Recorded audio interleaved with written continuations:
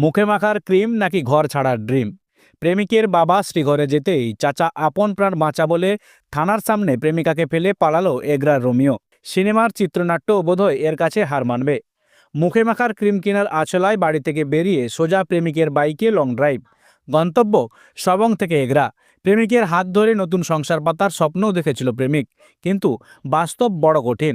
প্রেমিকের বাবার হাতে পুলিশের হাত কড়া পড়তেই টুটে গেল সব প্রেমের বেলুন। বাবাকে বাঁচাতে নয়, বরং পুলিশি ঝামেলার ভয়ে প্রেমিকাকে থানার সামনে রেখে চম্পট দিল প্রেমিক। সবংয়ের এই ঘটনায় এখন চায়ের কাপে তুফান। ঘটনার সূত্রপাত কয়েকদিন আগে। সবং থানা এলাকার এক কিশোরী মায়ের কাছে আবদার করেছিল, ক্রিম ফুরিয়ে গেছে, বাজার থেকে আসছি। সেই যে মেয়ে গেল, আর ফেরার নাম নেই। পরিবারের মাথায় আকাশ ভেঙে পড়ার জোগাড়। তবে বাড়ির লোক যখন অন্ধকারে হাতড়াচ্ছে, তখন বোমা ফাটালেন নাবালিকার কাকিমা।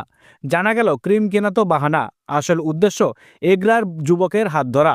কাকিমার কথায় মিলল অক্ষরে অক্ষরে। ততক্ষণে পাখি ফুরুত। খবর এলো দুজনে নাকি বিয়েও সেরে ফেলেছে। মেয়ের বাবা কাল বিলম্ব না করে সবং থানায় অভিযোগ ঠুকলেন। পুলিশও নামলো অপারেশনে। লোকেশন ট্র্যাক করে হানা দেওয়া হলো পূর্ব মেদিনীপুরের এগরা থানা এলাকায় অভিযুক্তর বাড়িতে। কিন্তু সেখানে হিরো নেই। পুলিশ তখন অন্য চাল চাললো।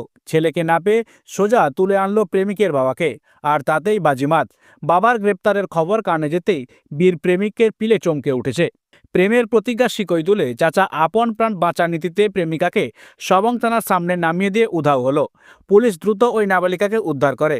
উদ্ধারের পর কিশোরীকে আদালতে তোলা হলে বিচারক তাকে আপাতত সরকারি হোমে পাঠানোর নির্দেশ দিয়েছেন। ওদিকে প্রেমিক বাবাকে হেফাজতে পাঠিয়ে নিজে ফেরার। সবংয়ের অভিভাবকরা এই ঘটনায় শুনে কপালে হাত দিয়ে বলছেন, বাবারাই বা আর কত সহ্য করবে। ক্রিম কিনতে গিয়ে যদি মেয়ে ভিন জেলায় পাড়ি দেয়, তবে বিশ্বাস করাটাই তো দায়।